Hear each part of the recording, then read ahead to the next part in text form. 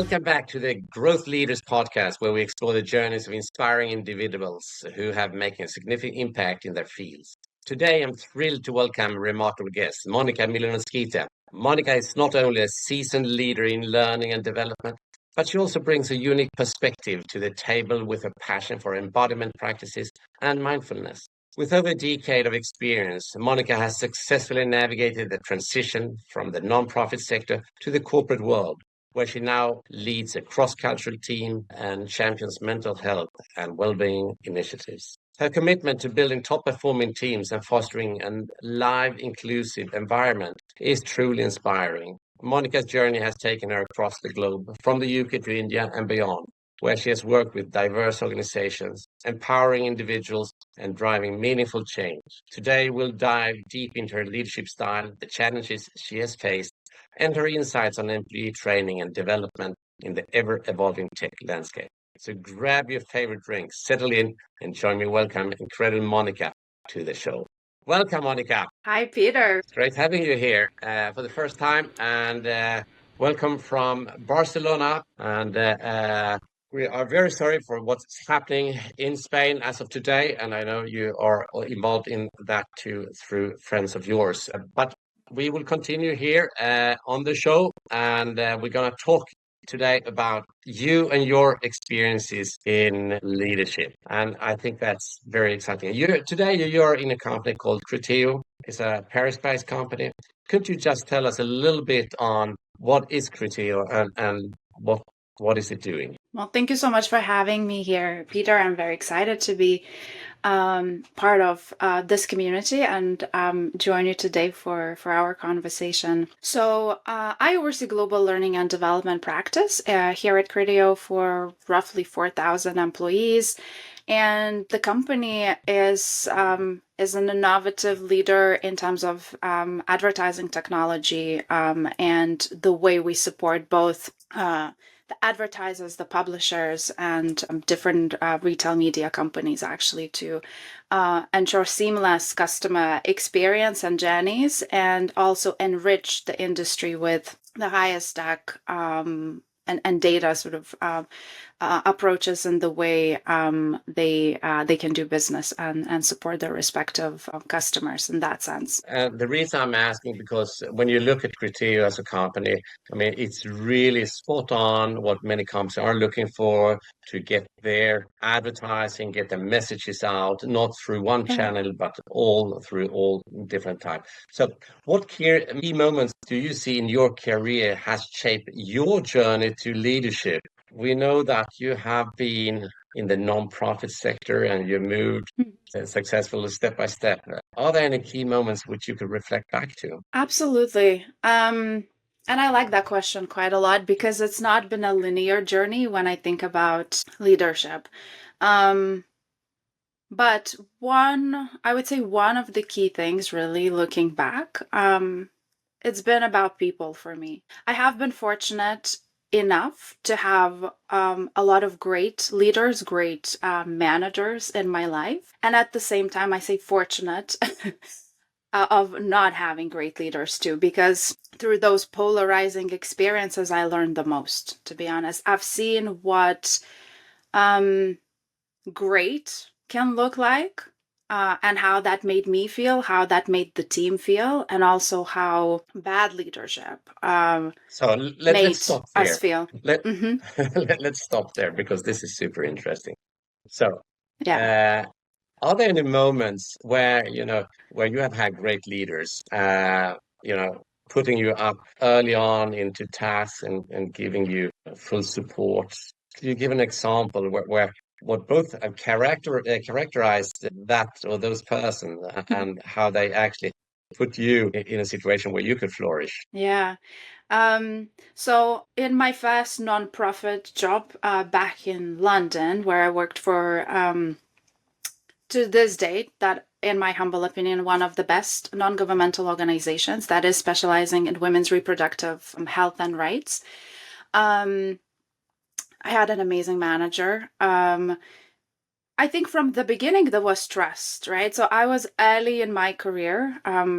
So one thing that really stood out for me was the trust and clarity about the expectations. That really made it clear for me sort of what my next 6 months would look like. She really took time to actually explain me how the team is structured, what are different people's needs, and how she sees her role, and also what her expectations would be. And then it was really beautiful. Like, I ended up spending nearly 2 years with that team, even though by the time I completely outgrown my role, but just because I loved the people so much and her leadership, that just made me stay.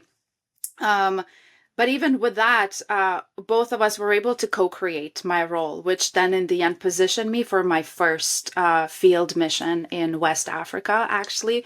So I really thinking back, her leadership, her inspiration, the best practices, what I've seen, the trust, the support, really being an advocate for the team specifically really just inspired me the most. And to this day now, I try to replicate a lot of it, to be honest. Yeah, that's my next question. So how do you bring that forward, the trust and things like that? Yeah. Trust is an interesting one because for me, it is about the behavior, to be honest. I am somebody who likes to practice what I preach. So when I say my team or tell my team or the teams I've led that trust is the most important thing. When I work one-on-one or in the team dynamic, I practice presence. So really trying to minimize the distractions. When I do my one-on-one specifically, I try not to keep all my tabs open with the Slacks, the Outlooks, all the other things that just would take my attention away. I really try to focus on the person. And it's same in the team meetings and any kind of human interactions you have. I really, really try to cultivate that practice. And for me, that's what the foundation of trust is. Yeah. And that also when people start to want to be in the team and they are seen and Yeah. heard and listened to. So Yeah. now take the other side, which you also mentioned, Yeah. without saying where and how, but Yeah. what were the situation where you said, this is not the right way to do it? And could you give some examples on that from where you've seen leaders where you were impacted potentially yourself? Yeah. Well, I think the first one for me really is the micromanagement practices, which for me and in my journey specifically looked like somebody questioning your work, not trusting, not allowing you to express your needs or how you potentially foresee ways of improving and ways of working together. Somebody who, let's say, just kind of, going back to the presence, but being present, however, really just dominating the room, like the main narrative, right? And not allowing the others to express themselves.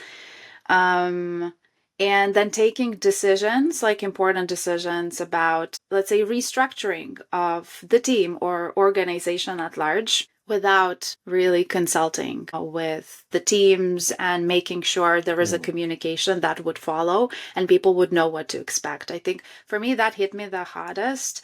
There was one example where I came back from a long leave. And then the new org structure, I remember, well, back in the day in the environment that I was operating at, was printed and sort of, added on the wall.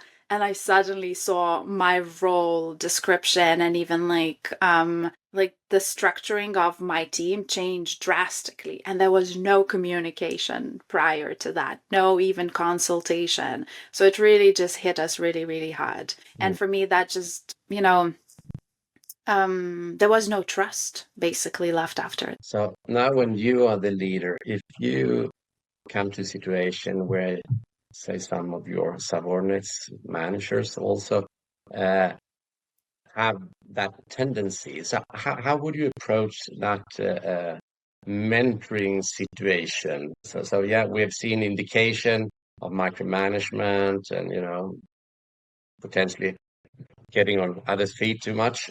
So how would you Hmm. approach a situation like that? You know you have to handle it because you're in charge. Yeah. Situations like hypothetical situations like that. I mean, Okay, over the years, I basically became a lot more outspoken. So first of all, what would happen when I would notice things like that, I would definitely speak up. In the past, let's say I didn't feel as comfortable or not knowing to whom to go to. But now, few things for sure I would do. I would flag some of these practices to specific individuals. Let's say you need to also know to whom to talk to. In ideal world, obviously you would go to your manager or even like the top level, the key decision makers. But I would frame the message in a very constructive way, right? To talk about what is that I'm observing? What's the impact of these actions, of certain decisions that I'm being taken, and potentially what as a solution I would see, right? So I think it's really, really important not only to come across as like somebody who's dissatisfied and venting and unhappy about And it. You can voice that, but in a constructive way. yeah, and I think that's so important what you're saying here, because we will see these situation as a leader over time, and Mm, having that constructive dialogue, because most of the time those guys and girls who happen there, they're doing their best, but they may not yeah. always know how to move it to the next level. And then we have to look at that behavior and exactly as you say, take that constructive dialogue back. Hmm. Um, that's interesting. So now look at yourself. You're working internationally and so on. So how do you balance your leadership role? I know you have a hectic time right now with your personal well-being, because that's a part of, what you believe is very important. So how Mm. do you go about that? Yeah. My journey again towards well-being, if I could call it this way, has also been an interesting one. For a long time in my life, I didn't have balance, to be honest, and I wasn't aware of it until, yeah, I've experienced burnout. I'm nearly now 10 years ago. And again, in hindsight, that just opened my eyes. So since that, really, I have been a lot more intentional with how I am working, and even beyond work, where is that I'm directing my energy. So, in my present moment, in my present life, I want to say I have a good balance. And I have really witnessed that when I really, really focus on how I call it regulated nervous system, I can really be and show up in a better way. Um, so I have specific routines that were refined and developed over time. So they're almost like my anchor that really help me to balance things. So these routines, what are they? I sound so mysterious, right, when I talk about Yes. them. Yeah. Let me break that down. So, well, first of all, is I started to tune more into, living the life with natural rhythms and cycles, which is primarily day and night. So going to bed at like 9:30, by 10, I try to be in bed, and then I wake up at 6 a.m.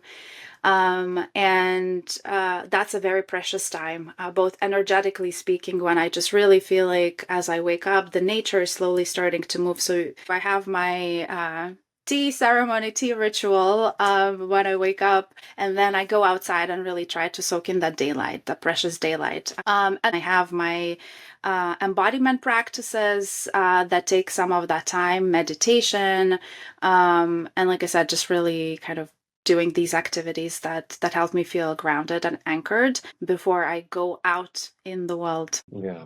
And that gives you also the comfort and the well-being. Have you, since you had the burnout 10 Mm, years ago, have you learned to recognize yourself when you are, well, now I'm actually getting a little bit on top of here and there's a potential stress. How do yeah, you feel that?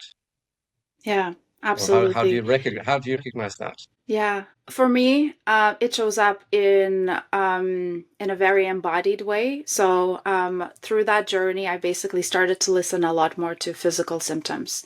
And a lot of them are actually tied into some of the emotional triggers as well. So I started to kind of unpack that even further. It's like an onion, right? And I just know that there is a deep and insightful message that I really need to listen, because the body at some point will say no. And that's what happened to me 10 years ago. And now I'm really, really cautious of that. Yeah.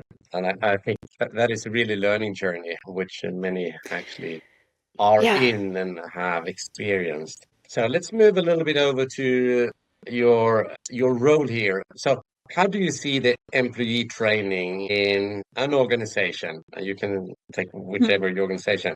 How important is employee training for an organization to have that continuously? How do you actually scale different type of training around? It could be in the leadership area, for example, or another example. Yeah. Is it important? Yes, absolutely. The short answer is that's why you have, functions like learning and development really thriving, especially now. The field in itself has changed a lot, to be honest, with technology, growth of AI, and also the difference in behavior, basically, of and especially adult learning as well. So in workplaces, things have changed in that sense. But there was another shift also that has happened, which is a sense of purpose and actually what keeps people engaged in their jobs. And it's less about the paycheck and oftentimes even, I would say, less about kind of the industry you're in or kind of, reputable organization you work at. That the sense of purpose comes a lot for people, and also growth opportunities, learning opportunities, career advancement opportunities. So that's where the big role I see L&D playing is around that, really bridging the gap, connecting the dots. I have been fortunate enough to work both in the nonprofit space, social enterprises, and now huge advertising tech company, bigger corporate organization, to see differences in terms of different learning options that could be there and also how to scale them. But largely, employee trainings are needed, but it's important to break down a couple of things. In kind of the past 5 years, I specifically worked on leadership development capabilities, which focus on a particular population, which is either new managers or middle managers. And that's kind of where my focus has been, just for full transparency, the learning opportunities, which a lot of focus actually needs to also come from managers, not just the L&D. It can have a huge impact as well of people feeling demotivated and as if, oh, if I'm IC then and not a manager, I'm going to receive less opportunities, which is simply not true. So it's important for organizations to kind of consider these both populations, I would say. That means also that we can say any employee, I mean, it's important to work with the personal development side. Absolutely. We've seen that, for example, in our company where we do develop the trainings. I mean, it's been the big thing is leadership development, but the last couple of years, it's a lot about personal development. And that these two tie together very, very close. And in reality, leadership development is very much also into personal development. So they all tie together. Definitely. Yeah. That's interesting. Definitely. So, well, I'm not going to dive into the technology. We know that that is important, and we know it does make but I could ask one thing. How do you support the generative AI, so ChatGPT or other tools, into every man's girl's work in your organization? Yeah. Well, that has been my go-to thought partner, how I call it, the Gen AI. And yeah, since I guess I want to say the launch or when ChatGPT came about, I immediately just started playing with it. And from my own experiences, I mean, I'll tell what I'll personally use the most, which is Gemini. So that's Google product. I need, like I said, a thought partner to brainstorm about a message I want to write. I don't know, an email I want to tweak. I want to use that intelligently to help me save time, automate some of the tasks, it has been a game changer. Now, another area that I've invested in my own upskilling actually is to learn how to write prompts, because that's one of the areas I would say I highly recommend everybody operating in the space to really start to master, is how do you actually train the machine to give the output that you need.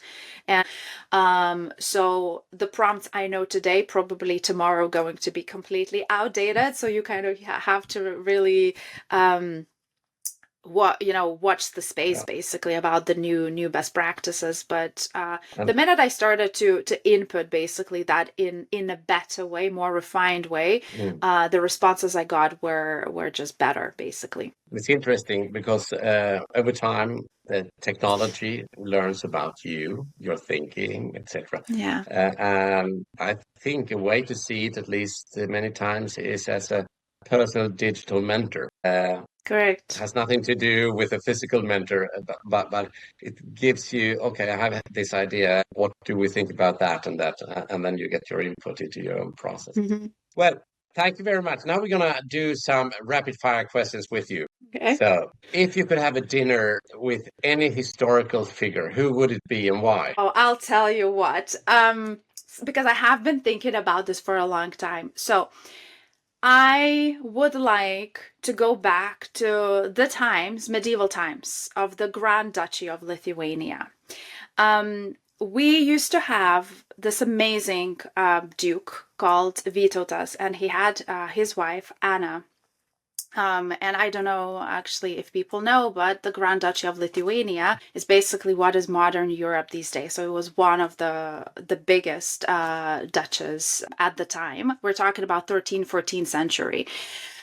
What has interested me for a really, really long time, because we're talking about medieval times, right? Women in the Grand Duchy of Lithuania basically needed to be co-signatories for any official documents. Without them, the kings, the dukes couldn't take any action. And Anna, Vytautas' wife, has been pivotal in making that happen. So I would like to go to have dinner with actually both of them, to be honest, to ask how did that came about? And specifically, like, how did Anna become so influential? Because women weren't, frankly speaking, at the time that influential. But in the Grand Duchy of Lithuania, things worked in that sense, and women did have a very strong political influence. So I'm always intrigued by those things. So I would like to know more. How did they actually make that happen? And it is interesting because if you look further back in history, it has been like that in actually many places around the world. Yeah. We can think about it if it's the religion or if it's other things which has impacted that. But we should not go into that today. Describe yourself in 3 words, please. Kind, compassionate, and adventurous. That's great. Right. And if you weren't into leadership and development, what career would you explore? That's a tough one because I feel like all the careers I wanted to have, I had. But if I could pick one, I mean, thinking now, if not this, then what? I would say I have been cultivating another self-expression, which has been around fashion and interior design. So I feel like that maybe would be one thing. Connecting different patterns, different materials that come together both in a space, be it home, be it office, a studio, and kind of leveraging the creative expression in that sense. Beautiful. Monika, I would like to thank you for being part of Growth Leaders show today and all your insights, experiences, and all you shared. Thank you so much, Monika. Thank you so much, Peter. It's been a pleasure.